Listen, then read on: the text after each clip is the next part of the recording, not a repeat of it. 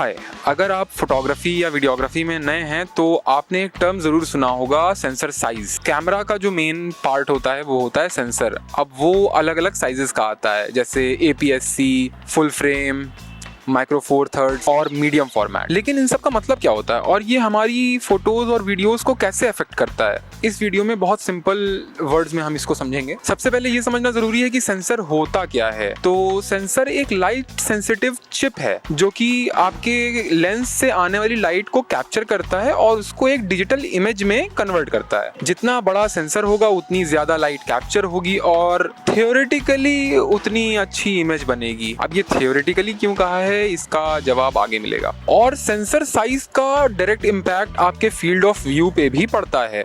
जैसा कि last video में बताया था कि हम 23 mm यूज कर रहे हैं और इफेक्टिवली वो 35 क्यों है, वो इस वीडियो में एक्सप्लेन हो जाएगा। तो अब बात करते हैं सेंसर के टाइप्स की। सबसे पहला और सबसे कॉमन जो यूज होने वाला सेंसर है वो है full frame. Full frame sensor का साइज एक 35 mm की फिल्म के बराबर होता है। 35 mm की फिल्म यानी कि जो एनालॉग कैमरा में यूज होती थी, ये यूजुअली प्रोफेशनल कैमरा में पाया जाता है, जैसे सोनी A7 सीरीज या कैनन की R सीरीज या निकॉन की Z6, 7, 8 वगैरह। फुल फ्रेम कैमरास का जो depth of field of view, low light performance होता है वो बाकी APS-C और माइक्रो फोर थर्ड्स के मुकाबले बेटर होता है। लेकिन जब फायदा है तो नुकसान भी है, महंगे और हैवी बहुत होते हैं फुल फ्रेम कैमरा। दूसरा आता है APS-C कैमरा जो कि क्रॉप सेंसर कैमरा भी कहा जाता है। APS-C सेंसर्स हमको एक जो बिगनर कैमरा होते हैं उनमें देखने को मिलता है, जैसे Z50 या कैनन R50 या फिर सोनी का 6400, फुजी फिल्म का XT4, XT3। तो APS-C क्योंकि छोटा होता है इसलिए इसमें क्रॉप फैक्टर लगता है 1.5x या 1.4x का। तो अब हम उस बात को लिंक करेंगे जो 23 mm क्यों इफेक्टिवली 35 mm है, क्योंकि 23 mm हम यूज कर रहे हैं APS-C पे जो कि 1.5 टाइम्स मल्टीप्लाई होने पे 35 mm का इक्विवेलेंट फील्ड ऑफ व्यू देता है हमको। इसलिए APS-C कैमरे के जो लेंसेज आते हैं वो 16 mm से स्टार्ट होते हैं और फुल फ्रेम के 24 mm से। अगर हम APS-C में ही 24 से शुरुआत करेंगे तो हमको काफी नैरो फील्ड ऑफ व्यू मिलेगा जो कि वाइड एंगल नहीं देगा। बिगनर्स के लिए ये नुकसानदेह है, इसलिए 16 mm या 18 mm से शुरुआत होती है APS-C कैमरा में। धीरे धीरे चल के आगे समझ में आता है कि कौन सा लेंस यूज करना बेटर है। जैसे हमको समझ में आया कि 35 mm बेस्ट है तो हम 23 mm यूज कर रहे हैं। ऐसे ही धीरे धीरे समझ में आता है जैसे जैसे एक्सपीरियंस होता जाता है। हाँ, टॉपिक से थोड़ा भटक गए बट जरूरी था।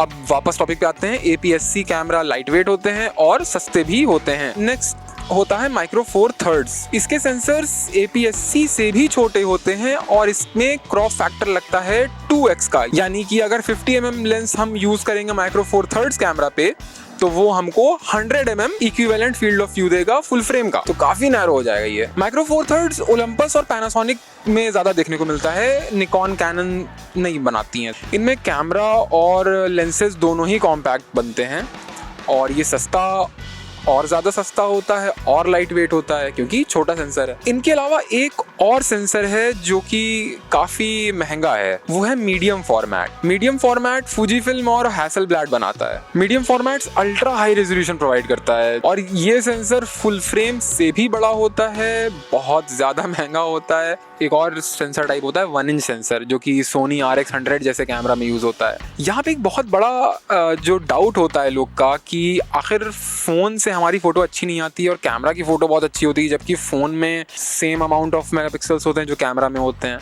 तो इस डाउट का जवाब अच्छे से एक एक्सप्लेनेशन वीडियो में हम आगे देंगे। अगर ये वीडियो पसंद आया है तो इस वीडियो को लाइक करिए और अगर चैनल का कंटेंट पसंद आ रहा है तो चैनल को भी सब्सक्राइब ज़रूर करें। Thank you.